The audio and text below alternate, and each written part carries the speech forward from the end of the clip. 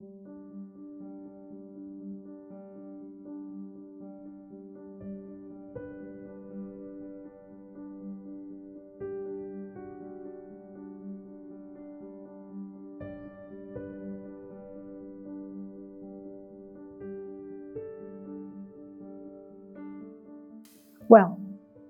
I would just first like to talk about that phrase, Catholic social teaching.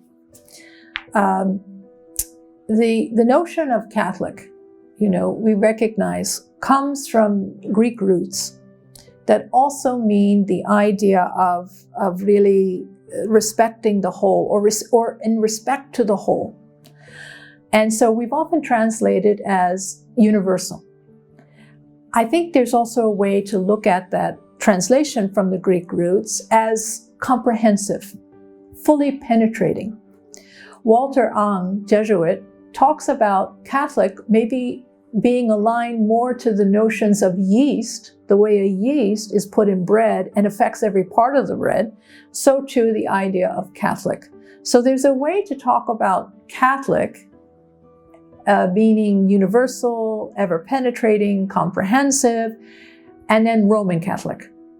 I think when we're talking about Roman Catholic teaching, social teaching, we are talking about the specific teaching and the documents that the Church has produced and the series of actions that the Church has been engaged in.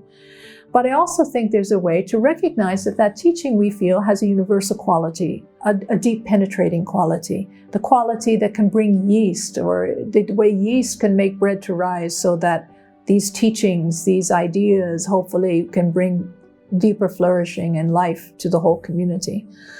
And the notion of social teaching, again, is not just restricted to the documents that the Church has produced.